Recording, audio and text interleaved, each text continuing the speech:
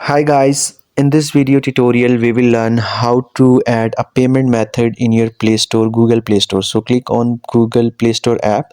So once you will open Play Store app, you can see a top right corner, your profile option. So click on the profile option. So as you can see, different details are mentioned over here. So simply you can see option of payment and subscription. Click on it. So this will redirect you to the payment plan.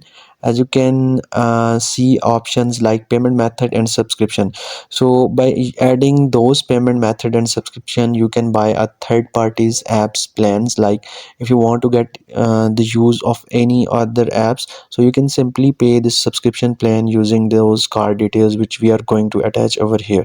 So simply click on payment method. So as you can add details over here by clicking on add credit card or debit card details.